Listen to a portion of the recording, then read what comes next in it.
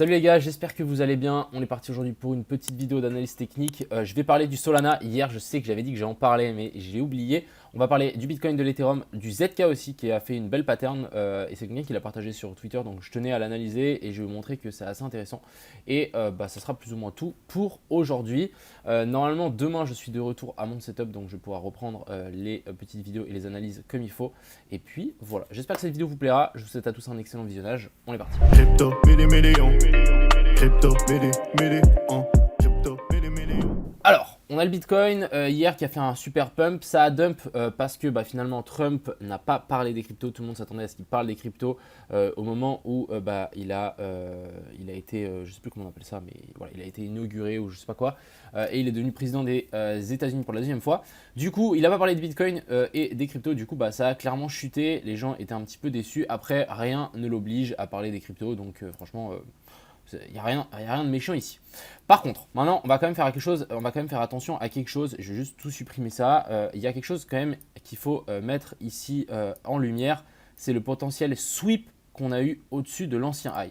En daily, je ne vais pas vous mentir, c'est pas incroyable, mais c'est pas catastrophique non plus. Tant qu'on n'a pas une vraie inversion de structure, tant qu'on n'a pas quelque chose ici qui s'est mis en place et qui nous dise ok, on va vraiment se péter la gueule, alors je pense que pour le moment c'est pas le cas. Si on regarde juste simplement la pattern, pour moi ici on a une continuation de la structure haussière. On est redescendu, on est venu chercher la zone ETE qui est par ici. Et là, c'est en train de tenir. Donc en vrai, pour moi, la prochaine target ici, ça va être de venir récupérer ces anciens plus hauts. Vous voyez que là, on a laissé quelques liquidités à mon avis. Et ça va être de remonter tranquillement jusque là-haut. Je pense que, bien évidemment, on est plus proche d'un top que d'un bottom. Mais je verrai bien quand même un petit dernier rallye avant de vraiment passer, pourquoi pas, je l'espère, dans cette fameuse all season qui, à mon avis, arrivera quand le Bitcoin aura trouvé son top et rangera après son top. Pour moi, l'all season n'est toujours pas arrivée. Donc potentiellement, le Bitcoin n'a potentiellement pas encore trouvé son top. Autre chose qu'on peut potentiellement faire ici avec ce BTC, si jamais maintenant on s'amuse à corriger, parce que mine de rien, on a quand même un setup ici de bearish, c'est sweep de la liquidité de l'ancien top. Et ensuite ici, qu'est-ce qu'on est venu faire? On est quand même venu faire une petite fair value gap inversée qu'on a validée. Donc quand on valide une fair value gap inversée, vous savez que c'est pas ouf. Vous voyez qu'on a fait une clôture à travers. Il y a un monde où bien évidemment la zone OTE qui va arriver juste ici peut clairement se faire rejeter et chuter un petit peu plus bas. Donc maintenant, pour moi, on est de nouveau clairement dans une zone clé. Il n'y a rien à se mettre sous la dent. Personnellement, moi, si j'ai envie de long ce BTC, je voudrais bien voir cette potentielle zone OTE être touchée parce que oui, à mon avis, on a des petites liquidités qui sont en train de s'accumuler ici et ça ne m'étonnerait pas qu'on fasse ça. Mais pour le moment, il n'y a rien qui nous dit qu'on est baissier, et à part le sweep, quoi. Du coup, on peut largement latéraliser et venir chercher ça et monter un petit peu plus haut, bien évidemment. Mais je pense qu'on se rapproche quand même dangereusement d'un top ici sur le BTC. En tout cas, il y a beaucoup de choses qui nous disent que c'est un top, hein. Les mêmes coins de Trump, Trump qui est du coup élu. Ça dépend ce qu'il va mettre en place, hein. Si ça va être la course des États pour acheter des bitcoins, peut-être on va encore avoir un rallye institutionnel, même pour les pays. Mais pour le coup, ici en trading, la zone ici, franchement, pour être honnête, je ne la traderai pas. On aurait pu potentiellement ouvrir un petit trade ici en dessous. Est-ce qu'on avait quelque chose d'intéressant? Alors, je vais juste zoomer quand même. Ouais, on avait quand même quelque chose d'assez intéressant ici.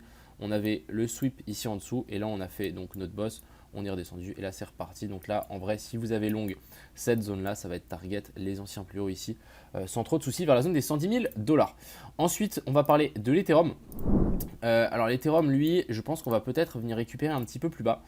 Si on regarde la pattern, on a quand même laissé et on est en train de laisser pas mal de liquidités ici. Et bien évidemment, comme je vous avais dit hier, là on a une poche de liquidité et on a la zone de fair value gap ici. Donc on peut potentiellement faire un truc comme ça. Ça m'étonnerait pas. Par contre, ça nous donnerait une super zone d'entrée. C'est ça qu'il faut plutôt le voir. C'est si on y descend vers ici la zone des 3130, ça peut être super intéressant pour trouver à mon avis un long et venir récupérer ses liquidités. Mais tant qu'on n'y est pas, franchement, je me méfierais. Après voilà, la pattern, mine de rien les gars. On est venu ici faire un petit boss, touchette de la zone des 0,138. On peut largement partir sans venir récupérer les lots. Et en tout cas, moi, je l'espère parce que, comme vous savez, j'ai quand même pas mal de mon capital en total dans l'Ethereum. Et bien évidemment, si l'Ethereum pump, on va avoir toutes les altes qui vont pumper avec. Donc, ça va être plutôt pas mal. Du côté du Solana, alors, je tenais quand même à vous dire un petit peu méfiance. Vraiment, grosse méfiance. Bon, on va pouvoir supprimer ça parce que finalement, on est venu récupérer les zones que j'avais indiquées. Méfiance quand même parce que là, on a fait un énorme pump, mais on n'a pas fait de clôture. Et du coup, on se fait quand même pas mal rejeter. Donc pour moi, la zone qui va être hyper importante pour que le Solana tienne, ça va être la zone OTE. Et elle commence à partir de la zone des 220 $. Il faut absolument que la zone ici OTE tienne. Si elle ne tient pas, les gars, ça va commencer vraiment à sentir mauvais pour le petit Solana. Alors pour le moment, franchement, il y a tout qui va nous dire qu'elle va tenir. Vraiment, on a fait une très belle inversion de structure ici. On est venu sweep le high. C'est vrai que là, on a retraversé. On est venu faire pullback dessus. On est en train de se faire rejeter. Juste, hop, réduire ça. Mais voilà, il faut absolument que cette zone OTE tienne. Et pour moi, ça va être une excellente zone de potentiellement essayer de trouver un long. Bien évidemment, si ça ne tient pas, bah, ça veut dire que pour moi, le marché va vraiment s'inverser. Ça va être un petit peu plus violent et différent que d'habitude. Mais voilà, je pense que cette zone-là peut largement tenir. Et je tenais à vous montrer le petit ZK.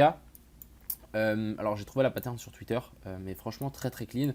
En gros, pour vous expliquer, du coup ça a été lancé, on a fait un dump, on est venu récupérer le lot, on est remonté et là on est venu faire une correction comme je les aime. On a une vraie correction en A, B et puis C et c'est sous-décompté en A, B et puis C, A, B puis C, A, B puis C. Donc si on décompte une ABC en 3 vagues ABC, qu'est-ce que ça veut dire? Ça veut simplement dire que en fait on n'est pas dans une ABC, on est dans une X, Y, Z, mais ça revient plus ou moins au même, on a la même correction en 3 vagues. Autre chose, on vient sweep le lot, très bien, magnifique, magnifique petit sweep. Et aussi autre chose, on peut voir que là on est venu récupérer la fameuse zone OTE, donc la zone des 0,108, on est pile dessus. Donc je trouve ça assez intéressant. En tout cas là, juste en voyant cette charte, moi je vois target ça minimum, voire même ce haut là minimum, donc la zone des 30 centimes. Peut être une excellente zone. Donc voilà, je tenais à vous partager cette petite position que je trouvais assez intéressante à prendre en compte simplement dans votre watchlist parce que je trouvais assez intéressant. Voilà un peu ce que je voulais vous dire aujourd'hui. Pas grand chose, j'attends d'être devant mon setup pour vraiment vous faire une analyse plus complète et aussi vous partager des setups un petit peu plus poussés. Et puis voilà, j'espère que cette vidéo vous a plu. Je vous souhaite à tous une agréable fin de journée. C'était Crypto Millions. Ciao.